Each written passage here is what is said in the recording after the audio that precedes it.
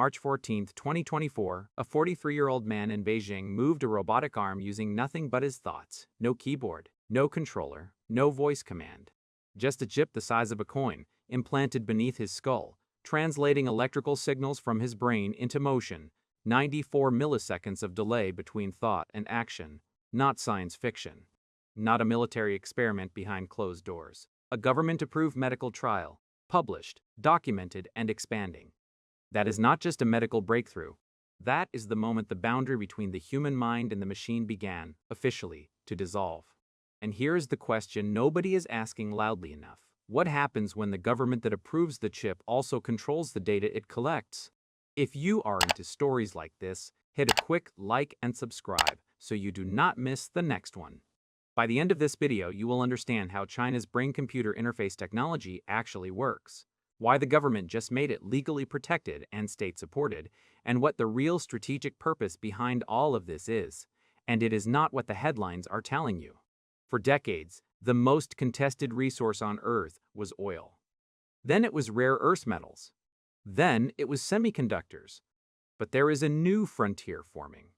Quieter, more intimate, and far more consequential than any of those. It is the human brain. Brain-computer interfaces, or BCIs, are devices that create a direct communication channel between the biological tissue of the brain and an external machine. Some sit on the scalp and read electrical signals passively. Others are implanted directly into brain tissue, reading individual neurons firing in real time. China has both. And in 2024, China's National Medical Products Administration formally approved expanded clinical trials for implantable BCIs, creating a legal framework that does not exist at this scale anywhere else on Earth. Think about what that actually means. Every other country is still debating ethics committees and liability frameworks. China just built a regulatory highway and waved the cars through. The villain here is not a person. It is a gap.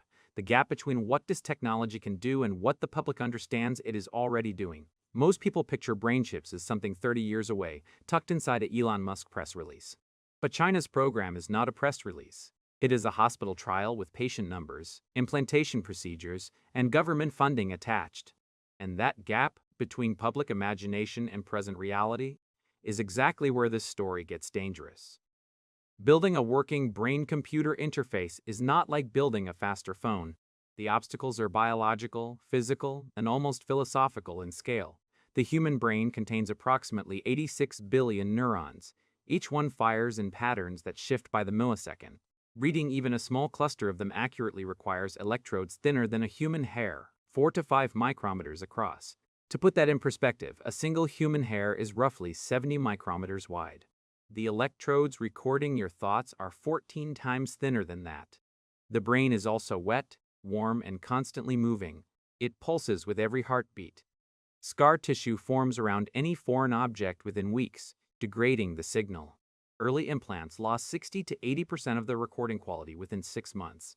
Engineers needed materials that the brain would not reject, flexible, biocompatible, and capable of transmitting data wirelessly without overheating the tissue around them. Then there is the data problem. A single implant recording from 1,000 neurons generates roughly 1 gigabyte of raw data per second. That is like streaming a 4K film from inside your skull every single second, forever, with no buffering allowed. No reliable long-term implant. No biocompatible material at scale. No processing architecture fast enough. No regulatory framework willing to approve human trials. None of that stopped China. By 2023, research teams at Zhejiang University and Tsinghua University and PP had both demonstrated functional implants in human patients.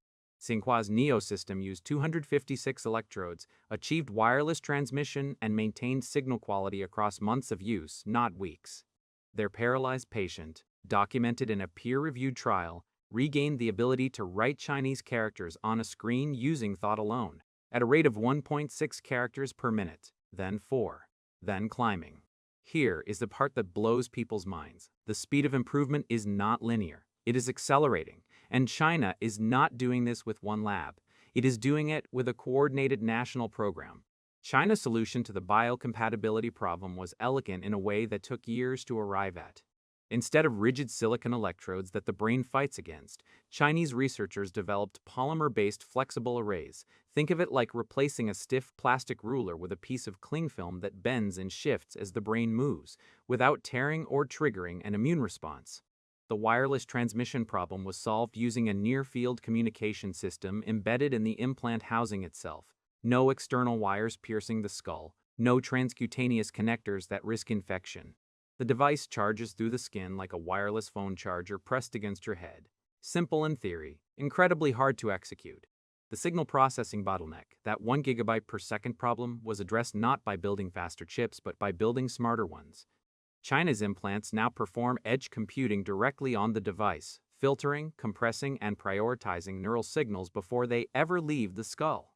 Think of it like a translator who does not record every word spoken in a conversation. They listen, select only the meaningful phrases, and relay those. The noise gets discarded before it becomes a data problem. In January 2025, China's Ministry of Science and Technology listed brain-computer interfaces as a priority technology under the 14th Five-Year Plan. That is not a research grant. That is a national infrastructure commitment, the same category as high-speed rail and quantum computing. Think about what that actually means. China is treating the brain like a construction site. The official story is paralysis patients, stroke survivors, people with locked-in syndrome given back a voice. And that is real.